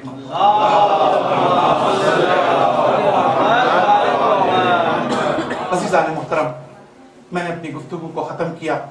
آج 12 محرم ہے اور ہم 12 محرم میں جو ایک انتہائی مصیبت اور اذیتناک اور کربناک کیفیت سے ہم دوچار ہو سکتے ہیں، وہ یہ ہے کہ آج یہ لٹا ہوا قافلہ اور یہ حالت اسیری میں یہ کوفہ میں داخل ہوتا ہے. میں صرف چند منٹ آپ کے لینا چاہتا ہوں، اور آج اس میں بھی میں کچھ نقطے آپ کی خدمت میں دینا چاہتا ہوں مصائب میں، کہ کل کی مصائب آپ کے سامنے ہیں کہ جس وقت بیویوں کو بے پلان کے اونٹوں پر سوار کیا گیا اور ان کے ہاتھوں کو رسیوں سے باندھا گیا اور اس انداز میں کوفے کی طرف یہ قافلہ لے جایا گیا، تو تاریخ یہ بتاتی ہے کہ آپ کے چوتھے امام جب اس صحرائے کربلا میں لاشوں کو دیکھا، اپنے بابا کی لاش کو دیکھا، تو خود آپ کے چوتھے امام کی روایت بیان کر رہا ہوں. آپ کے چوتھے امام یہ کہتے ہیں کہ میری روح جو ہے اس منظر کو دیکھ کر جو ہے وہ میرے قفس عنصری سے پرواز کر رہی تھی. میری روح میرے وجود سے پرواز کر رہی تھی. میں زندہ نہیں رہ سکتا تھا کہ اتنے میں میری پھوپھی زینب آئی اور زینب نے کہا کہ بیٹا دیکھو اس منظر کو دیکھ کر تم اپنے زیادہ غمزدہ مت ہونا. بیٹا تم غمزدہ نہ ہونا، یہ وہ میثاق ہے، یہ وہ معاہدہ ہے جو اللہ نے ایک قوم سے لیا ہے. وہ قوم آئے گی اور ان لاشوں کو ان کو دفن کرے گی، لیکن بیٹا یہ قوم وہ ہے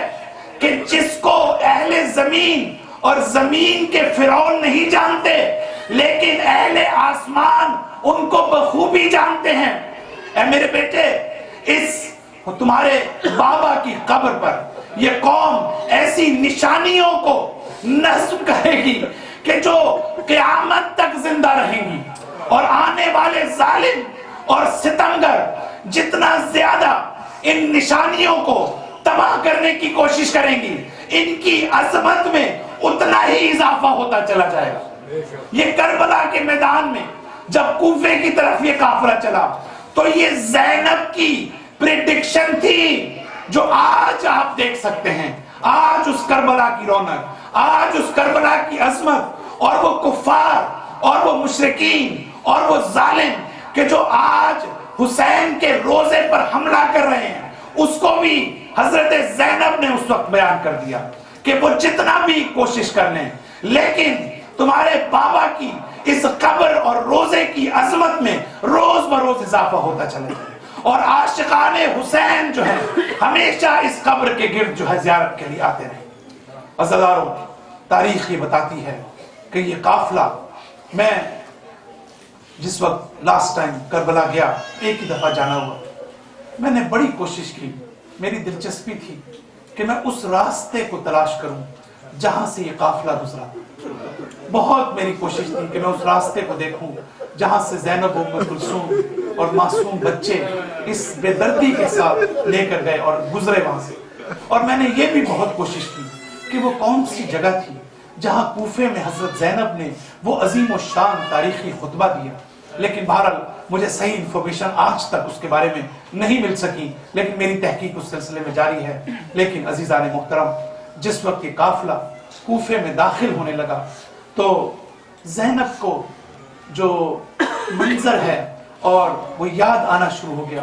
زینب نے یہ سوچنا شروع کیا، ارے کیا یہ وہی کوفہ ہے کہ جس میں آج سے 4-5 سال پہلے مجھے اس عزت کے ساتھ دیکھا جاتا تھا، میرا اتنا احترام کیا جاتا تھا۔ زینب کو یقین نہیں آ رہا تھا، کیا یہ وہی کوفہ ہے کہ جہاں زینب کے بابا 4 سال تک حکومت کرتے رہے؟ کیا یہ وہی کوفہ ہے کہ جہاں آج بھی علی ابن ابی طالب کی جو خطبوں کی آواز آج بھی اس وقت بھی آ رہی تھی؟ زینب یہ سوچ رہی تھی، کیا یہ وہی کوفی ہیں کہ جنہوں نے میرے بھائی کو شہید کیا اور آج میں اسیری کے عالم میں اس حالت میں آج اس کوفے میں داخل ہو رہی ہوں؟ عزیزان محترم، میں صرف ایک بات کرنا چاہوں گا، میں قبل اس کے کہ سیدہ زینب کے اس تاریخی خطبے کی طرف آؤں اور اس پر اپنی گفتگو کو ختم کروں، میں آپ کی توجہ اس طرف دلانا چاہتا ہوں کہ ایک خطیب جو خطابت کرنا چاہتا ہے، جو تقریر کرنا چاہتا ہے، جو لوگوں کو ایڈریس کرنا چاہتا ہے، اس کی شرائط کون سی ہوتی ہیں؟ ایک کامیاب خطیب وہ ہوتا ہے کہ جس میں 5 شرائط پائی جاتی ہوں۔ پہلی شرط یہ ہے کہ وہ خطیب اس وقت بہتر خطابت کر سکتا ہے، بہتر ایڈریس کر سکتا ہے کہ جب وہ بھوکا اور پیاسا نہ ہو۔ اگر وہ بھوکا اور پیاسا ہوگا تو وہ کبھی تقریر نہیں کر سکتا۔ ہمارا سلام ہو اس زینب پر کہ ہمیں معلوم نہیں ہے کہ زینب نے کب کچھ کھایا پیا ہوگا، اور جو تھوڑا بہت زینب کے پاس موجود بھی تھا تو ان بچوں کو دیکھ کر کیسے ممکن ہے کہ زینب نے کچھ کھانے یا پینے کا فیصلہ کر لیا ہو؟ عزیزارو، دوسری چیز جو ایک خطیب کے لیے ضروری ہے، وہ خطیب اس وقت تک خطابت نہیں کر سکتا کہ جب تک اس کے سامنے جو لوگ ہیں، بہت توجہ کیجئے گا، اس کے سامنے لوگ جب تک اس کو مثبت نگاہ سے نہ دیکھتے ہوں، جب تک اس کا احترام نہ کرتے ہوں، جب تک اس کی رسپیکٹ نہ کرتے ہوں، لیکن اگر لوگ اس کو حقارت کی نظر سے دیکھتے ہوں، اس کی بے احترامی کرتے ہوں، تو مجھے بتائیے وہ خطیب کس طرح سے لوگوں سے خطاب کرتا ہوگا؟ ارے میرا سلام ہو اس سیدہ زینب پر کہ جن لوگوں کا آپ کو سامنا تھا۔ جب یہ قافلہ پہنچ رہا تھا تو کسی عورت نے چھت سے یہ پوچھا، ارے یہ کون سے اسرا ہیں؟ تو حضرت زینب نے کہا کہ ہم اسرائے آل محمد ہیں، ہم آل محمد کے اسیر ہیں۔ تیسری شرط یہ ہے کہ ایک خطیب اس وقت خطابت کر سکتا ہے کہ جب شور و غل موجود نہ ہو اور لوگوں میں سناٹا اور سکون ہو، لیکن کوفے میں جب زینب داخل ہو رہی ہیں تو شور کا یہ عالم تھا کہ سیدہ زینب کی آواز سننے والا کوئی نہیں تھا۔ عزاداروں چوتھی شرط کسی خطیب کے لیے یہ ہوتی ہے کہ اس کو کسی قسم کا روب و وحشت میں مبتلا نہ کیا جائے، خطیب کو کسی قسم کا کوئی اس کو ڈرایا دھمکایا نہ جائے۔ لیکن یہ عمر سعد ملعون نے تاریخ یہ بتاتی ہے کہ ایک طرف تو زینب اسیر تھی، ایک زینب کی اسارت اور 10,000 سپاہیوں کو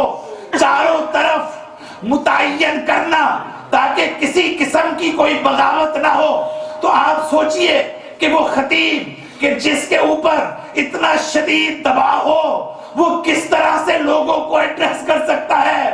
اور ایک اور شرط یہ ہے کہ اس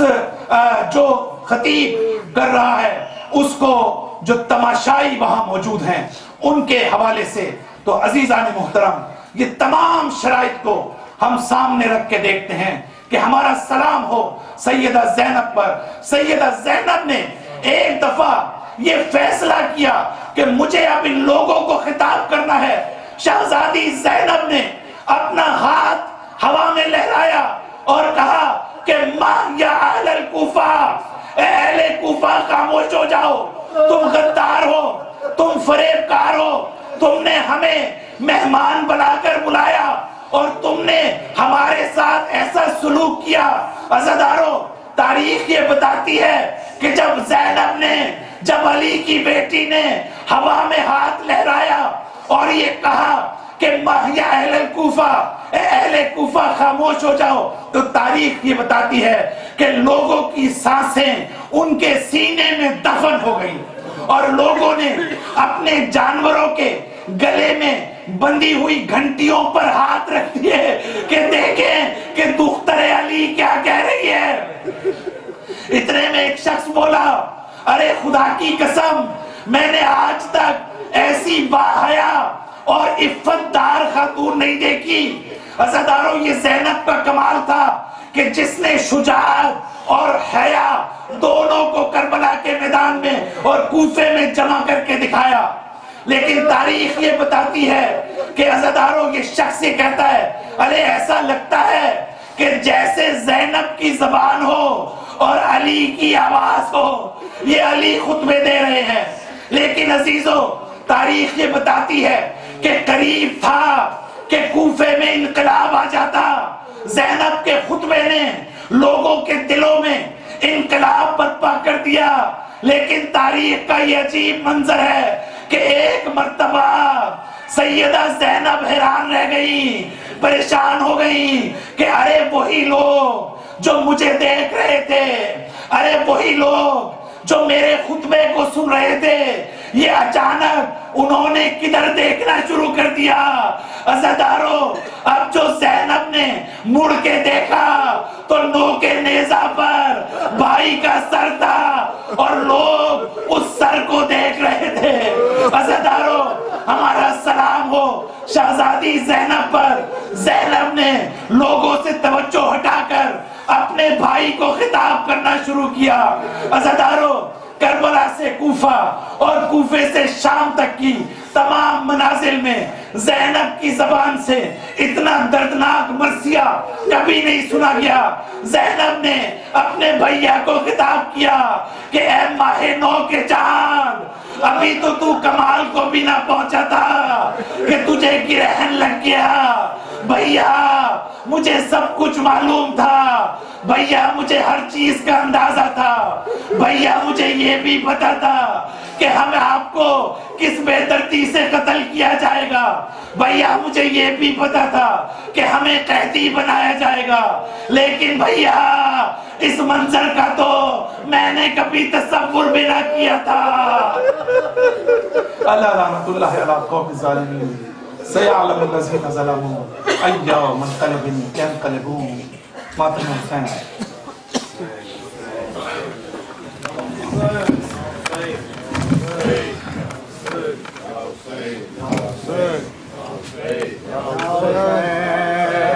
یا حسین یا حسین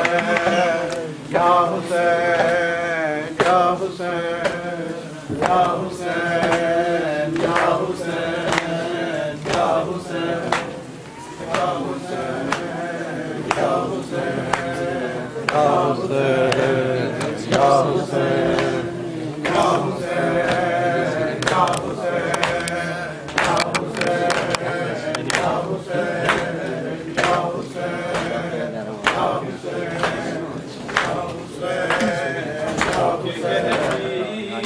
سکینہ نہیں بھولوں گی میں بابا رو کے کہتی تھی سکینہ نہیں بھولوں گی میں بابا رو کے کہتی تھی سکینہ نہیں بھولوں گی میں بابا رو کے کہتی تھی سکینہ نہیں بھولوں گی میں بابا رو کے کہتی تھی سکینہ نہیں بھولوں گی میں بابا رو کے کہتی تھی سکینہ نہیں بھولوں گی میں بابا سب پڑھنا بھی مولا رو کے کہتی تھی سکینہ نہیں بھولوں گی میں بابا رو کے کہتی تھی سکینہ نہیں بھولوں گی میں بابا رو کے کہتی تھی سکینہ نہیں بھولوں گی میں بابا تیرا سینے پہ سلانا تیرا سینے پہ سلانا نہیں بھولوں گی میں بابا رو کے کہتی تھی سکینہ نہیں بھولوں گی میں بابا رو کے کہتی تھی سکینہ نہیں بھولوں گی میں بابا رو کے کہتی تھی سکینہ نہیں بھولوں گی میں بابا تیرا سینے پہ سلانا تیرا سینے پہ سلانا نہیں بھولوں گی میں بابا رو کے کہتی تھی سکینہ نہیں بھولوں گی میں بابا رو کے کہتی تھی سکینہ نہیں بھولوں ماشاءاللہ پڑھنا میں مولا رو کے کہتی تھی سکینہ نہیں بھولوں گی میں بابا رو کے کہتی تھی سکینہ نہیں بھولوں گی میں بابا بستر خاک کے تجھ کو کل سے سونا ہے سکینہ بستر خاک کے تجھ کو کل سے سونا ہے سکینہ تیرا رو رو کے بتانا تیرا رو رو کے بتانا نہیں بھولوں گی میں بابا رو کے کہتی تھی سکینہ نہیں بھولوں گی میں بابا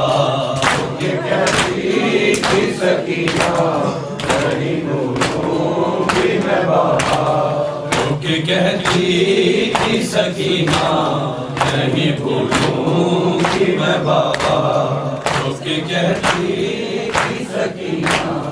نہیں بھولوں گی میں بابا آپ سے جب بھی میں روٹھی چاہے ایک پل کے لیے بھی آپ سے جب بھی میں روٹھی چاہے ایک پل کے لیے بھی اسے دے دے کے منانا اسے دے دے کے منانا نہیں بھولوں گی میں بابا رو کے کہتی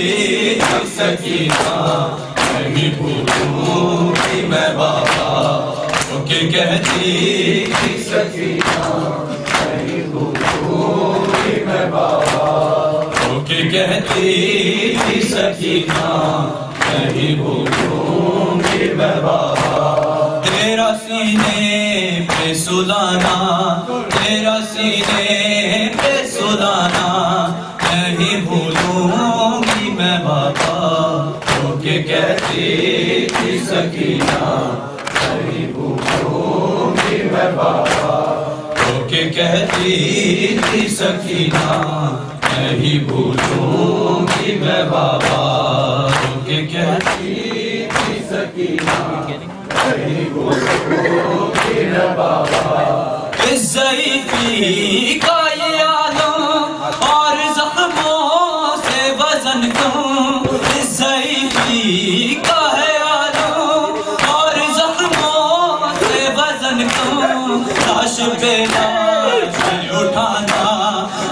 پہ لاش اٹھانا نہیں بھولوں گی میں بابا کہ کہتی تھی سکینہ نہیں بھولوں گی میں بابا کہ کہتی تھی سکینہ نہیں بھولوں گی میں بابا کہ کہتی تھی سکینہ نہیں بھولوں گی میں بابا کہ کہتی تھی سکینہ نہیں بھولوں گی میں بابا کہ کہتی تھی سکینہ نہیں بھولوں گی میں بابا کہ کہتی تھی سکینہ نہیں بھولوں گی میں بابا دکھ سارے ہیں جو اپنے بھول سکتی ہوں میں لیکن دکھ سارے ہیں جو اپنے بھول سکتی ہوں میں لیکن عمری کا ہے گھر چلانا عمری کا ہے گھر چلانا نہیں بھولوں میں بابا کہ کہتی تھی سکینہ نہیں بھولوں گی میں بابا کہ کہتی تھی سکینہ نہیں بھولوں گی میں بابا کہ کہتی تھی سکینہ نہیں بھولوں گی میں بابا تیرا سینے پہ سلانا تیرا سینے پہ سلانا نہیں بھولوں گی میں بابا کہ کہتی تھی سکینہ نہیں بھولوں گی میں بابا کہ کہتی تھی سکینہ نہیں بھولوں گی میں بابا کہ کہتی تھی سکینہ نہیں بھولوں گی میں بابا میرے بھیا علی اصغر پہ وہ ہے خشک گلے پر میرے بھیا علی اصغر پہ وہ ہے خشک گلے پر تیرے حرمت کا چلانا تیرے حرمت کا چلانا نہیں بھولوں گی میں بابا کہ کہتی تھی سکینہ نہیں بھولوں گی میں بابا کہ کہتی تھی سکینہ نہیں بھولوں گی میں بابا کہ کہتی تھی سکینہ نہیں بھولوں گی میں بابا دکھ سارے ہیں جو اپنے بھول سکتی ہوں میں لیکن دکھ سارے ہیں جو اپنے بھول سکتی ہوں میں لیکن چمرے کا خنجر چلانا چمرے کا خنجر چلانا نہیں بھولوں گی میں بابا کہ کہتی سکینہ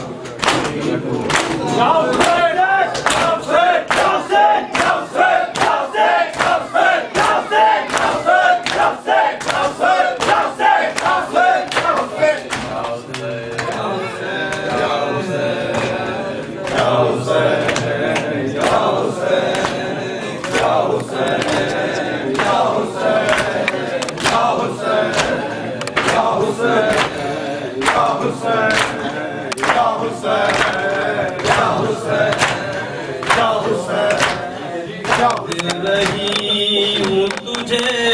دشت میں سزا غازی میں دے رہی ہوں تجھے دشت میں سزا غازی تیری بہن کا نہیں کوئی آسرا غازی میں دے رہی ہوں تجھے دشت میں سزا تیری بہن کا نہیں کوئی غازی میں دے رہی ہوں تجھے دشت میں سزا تیری بہن کا نہیں کوئی غازی چلائے ستم گر نے چھین نیلی چادر ہمارے حال پہ روتی ہے کربلا کی میں دے رہی تجھے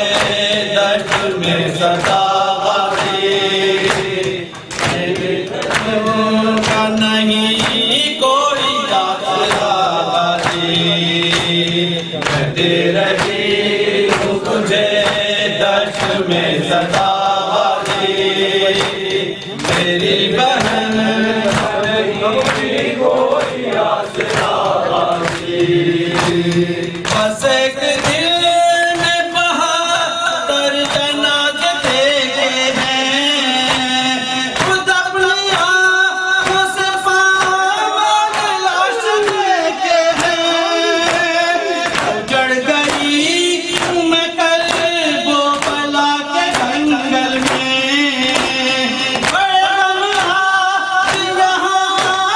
کے میں نے دیکھے ہیں ہوئی ہے شاہ غریباں کہیں کوئی وارث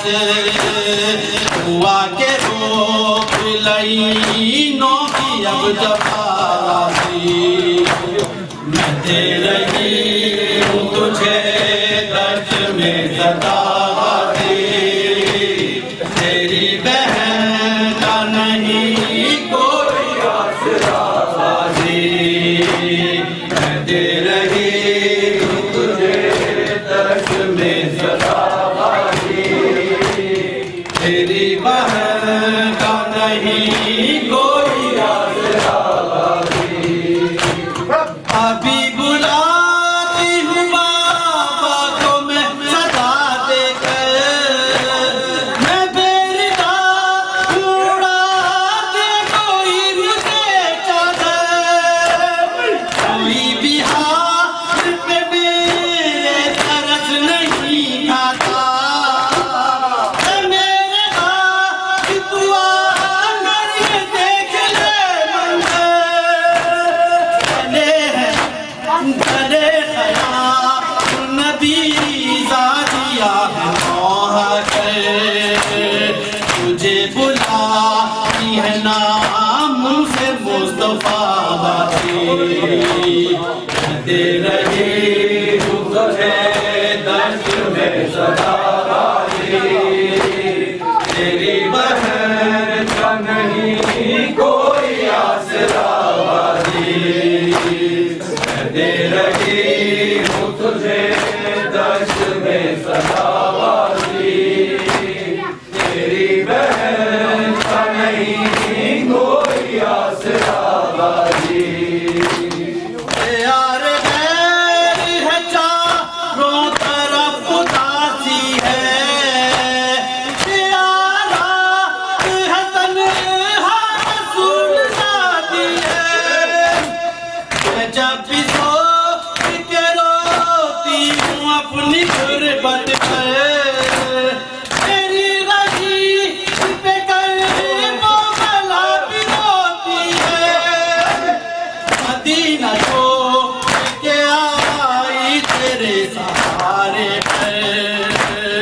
بلاؤں کس کو صدا تجھے بتاتی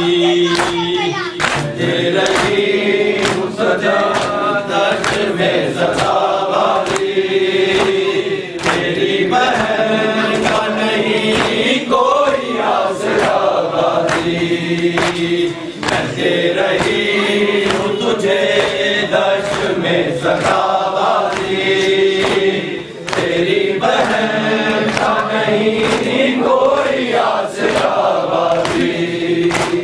کوئی جو شام غریباں تو رات روتی ہے ہماری پیاس پہ نہر فرات روتی ہے میں سوچتی ہوں یتیماں کو کیا دلاسا دوں حقیقت میرے دل کی بات روتی ہے میرے جلی میرے غیور بابا آغازی میری بہن سرے دشت میرے دادی میں دے رہی ہوں تجھے دشت میں سدا بازی تیری بہن کا نہیں کوئی آسرا بازی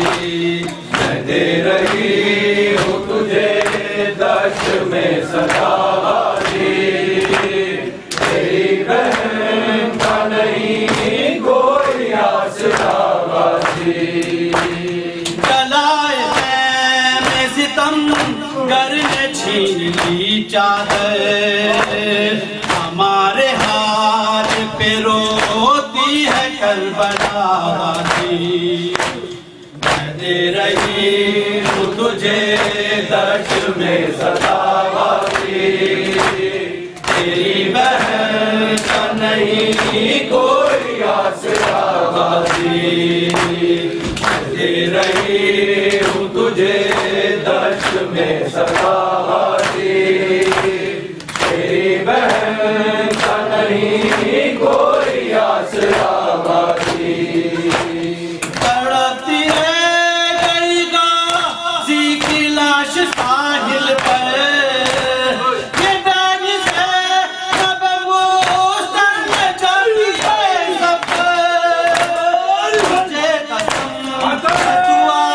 جا میری مدد کے لیے میری رضا کے محافظ روئی میں بھیجا ظہور کا مجھے بیدائی کا صدقہ کھڑی ہے سر پہ میرے خاک کربلا دی دے رہی ہوں تجھے دشت میں سدا بازی تیری بہن کا نہیں کوئی آسرا بازی میں دے رہی ہوں تجھے دشت میں سدا بازی تیری بہن کا نہیں کوئی آسرا بازی بس ایک دل میں بہتر جنازے دیکھے ہیں خود اپنی آنکھوں سے پاک لاش دیکھے ہیں اجڑ گئی میں کر وہ بلا کے جنگل میں ہوا جلا کے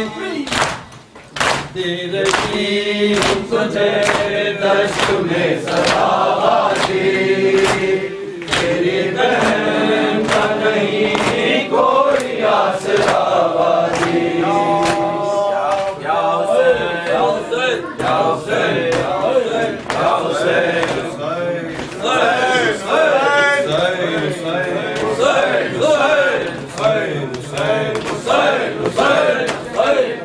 سدا رہے گا حسین کا غم سدا رہے گا حسین کا غم سدا رہے گا حسین کا غم سدا رہے گا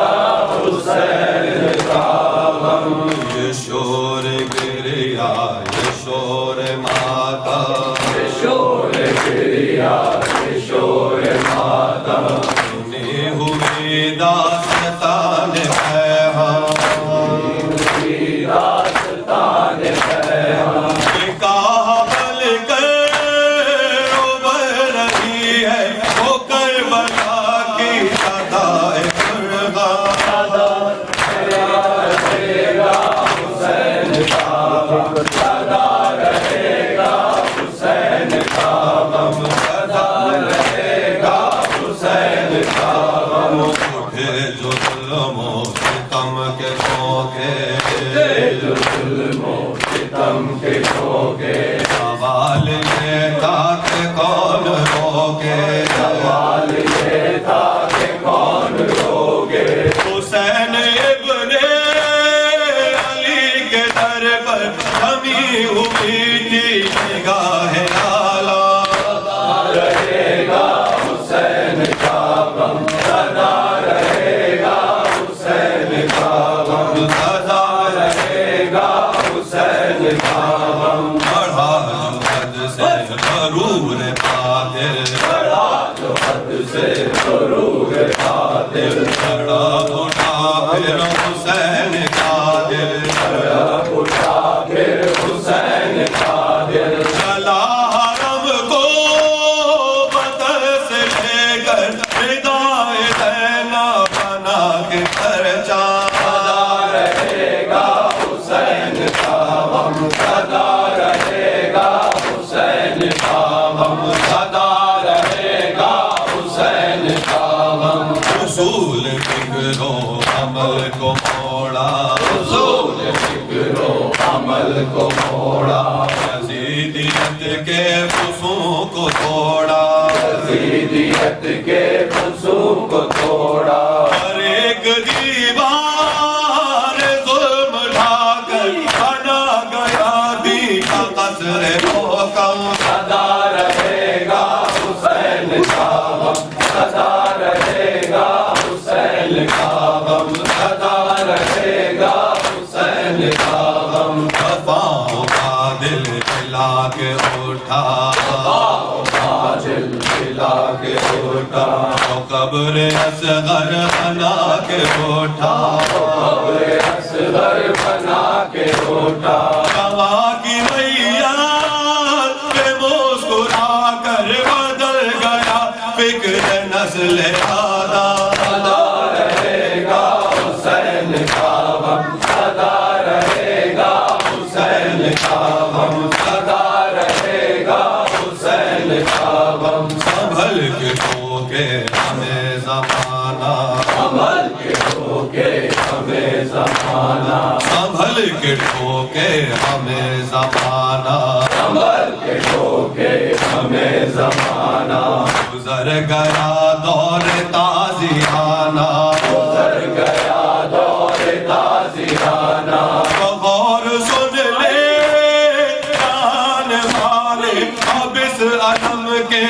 پاس سدا رہے گا حسین کا غم سدا رہے گا حسین کا غم سدا رہے گا حسین کا غم سدا رہے گا حسین کا غم اٹھے جو ظلم و ستم کے دھوکے اٹھے جو ظلم و ستم کے دھوکے سوال یہ تھا کہ کون روکے سوال یہ تھا کہ کون روکے حسین ابن علی کے در پر جمی ہوئی تھی نگاہ اعلیٰ